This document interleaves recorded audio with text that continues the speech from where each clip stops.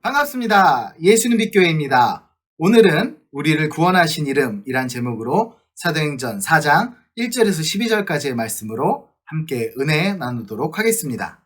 먼저 오늘 본문 말씀 함께 나눕니다.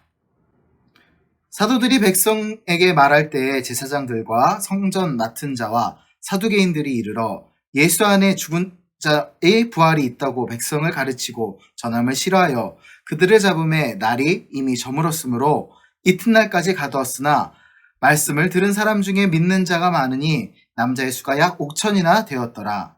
이튿날 관리들과 장로들과 서기관들이 예루살렘에 모였는데 대제사장 안나스와 가야바와 요한과 알렉산더와 및 대제사장의 문중이 다 참여하여 사도들 가운데 세우고 묻되 너희가 무슨 권세와 누구의 이름으로 이 일을 행하였느냐. 이에 베드로가 성령이 충만하여 이르되 백성의 관리들아 장로들아 만일 병자에게 행한 착한 일에 대하여 이 사람이 어떻게 구원을 받았느냐.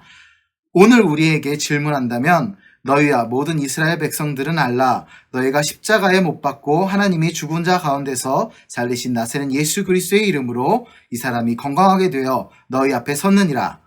이 예수는 너희 건축자들의 버린 돌로서 집 모퉁이의 머릿돌이 되었느니라. 다른 이로서는 구원을 받을 수 없나니 저나 사람 중에 구원을 받을 만한 다른 이름을 우리에게 주신 일이 없음이라 하였더라. 아멘. 오늘 본문은 사도행전입니다. 사도행전은 누가가 쓴 책이지요. 누가는 여러분도 잘 아시다시피 누가복음을 쓴 제자입니다. 누가는 의사였고 또한 역사학자였습니다. 그렇기 때문에 그 기술이 굉장히 정확하고 구체적이며 또한 여러 사실에 근거하여 우리에게 예수 그리스도의 복음을 전해줍니다. 누가가 쓴 사도행전 오늘 4장의 배경은 당시 종교 상황을 다시 한번 우리에게 알려주고 있습니다. 사도행전의 배경이 되는 시대는 종교 지도자들의 권력이 막강했던 시대입니다. 물론 로마의 속국으로서 로마의 지배하에 있었지만 로마 역시도 그 종교 지도자들을 함부로 다루지는 못했습니다. 그만큼 유대인들에게는 대제사장이나 사두개인, 바리새인이나 기타 여러 종교 지도자들의 영향력이 굉장히 컸습니다. 당시 종교 지도자들은 예수 그리스도를 배척했습니다. 특히 사두개인의 같은 경우는 예수님의 부활을 부정했지요. 그들은 자의적인 해석을 통해 하나님의 구원을 자기 입맛에 따라 사람들에게 전하였습니다. 그리스도의 구원은 영적인 구원입니다. 육체적인 구원은 역사적인 혹은 범나라적인 구원은 당시에 이루어질 수 있다 없다를 논할 수 없는 부분입니다. 오히려 그것을 다 포함한 영혼의 구원, 삶의 변화가 바로 예수님의 은혜로 인한 구원의 결과입니다. 참된 신앙은 교권이나 성경적 지식에만 있는 것이 아닙니다. 성령님께서 마음의 문을 열어주셔서 진리를 깨달을 때 우리는 자유로울 수 있습니다. 요한복음 8장 32절의 말씀처럼 진리를 알면 곧 예수님을 알면 우리는 자유를 얻습니다. 그 자유가 바로 구원입니다. 오늘 본문에서는 사도들이 체포당합니다. 바로 예수님을 전했기 때문이지요. 그들이 사도들을 체포한 이유는 자기들의 권력이 흔들리고 공격당할 거라는 우려 때문이었습니다. 그러나 그들의 어리석음을 우리도 가져서는 안 되겠지요. 오늘 본문을 통해 우리의 구원자 되신 예수 그리스도를 만나고 또한 그 은혜를 함께 나누기 원합니다. 사도들이 성전에서 그리스도의 부활을 증거하고 또한 증언할 때 제사장들과 성전 맡은 자와 사두개인들이 다가왔습니다. 이들은 예수 그리스도의 메시아 되심을 부정하는 자들이었습니다. 또한 예수 그리스도를 십자가에 못 박혀 죽으시게 만든 장본인들이었습니다. 특히 사두개인들은 죽은 자의 부활을 믿지 않는 자들이었습니다. 그렇기 때문에 그들은 더더욱 예수 그리스도를 전하는 제자들이 눈에 가시와 같았고 또한 없애야만 하는 정적과 같은 존재였습니다. 과연 우리 신앙에서 부활이 없다면 우리가 내세의 축복을 기대할 수 있을까요? 그들은 예수 그리스도의 복음을 막고자 무력을 사용하지요. 바로 사도들을 체포했습니다. 그러나 예수 그리스도의 복음을 들은 무리가 무려 5,000명이나 예수님을 믿었다 합니다. 당시의 숫자를 셀 때는 남자의 수만 셌기 때문에 어림잡아서도 1만 명 이상의 사람들이 예수님을 믿었다라고 추정할 수 있습니다. 그만큼 예수 그리스도의 복음은 능력이 있었지요. 지금도 있습니다. 많은 예수님을 믿은 자들의 구원의 소식들이 성경에 기록되어 있습니다. 그것은 단순하게 영적인 구원뿐만 아니라 육체적인 구원도 얻었지요. 사도행전 3장에 보면 나면서부터 걷지 못한 자가 나옵니다. 바로 오늘 본문의 앞선 장이지요. 이 나면서부터 걷지 못한 자 역시도 예수 그리스도를 믿음으로 걷게 되었습니다. 이것이 바로 복음을 믿는 자들의 구원의 증거입니다. 제자들은 이 증거를 통해 예수님의 살아계심과 부활하심과 그분의 하나님 되심을 증거합니다. 하지만 정작 종교 지도자들은 그런 사실을 부정합니다. 눈으로 목도했을 것이고 소문을 들었을 것이고 그들이 많은 증인들을 통해 걷지 못한 자가 다시 걷는 그 역사를 체험했을 것입니다. 그들은 자신들이 가진 권력과 위치와 물질을 놓지 못한 채 결국 예수님을 부정하기까지에 이른 것입니다. 순수한 마음으로 복음을 영접하는 자에게는 하나님은 분명한 구원의 은혜를 내려주십니다. 그러나 우리가 기독교인이라 종교를 갖고 있다 할지라도 그리스도를 주로 시인하고 그분을 순수한 마음으로 어린아이와 같은 꾸밈 없는 마음으로 믿지 않는다면 우리는 아마 종교인일 뿐이지 그리스도인은 아닐 것입니다. 당시 유대의 최고 법정기관인 산헤드린 공회에 제자들을 세웁니다. 그리고 그들을 향해 너희가 도대체 누구의 권세와 누구의 이름으로 이렇게 전하느냐라고 질문을 합니다.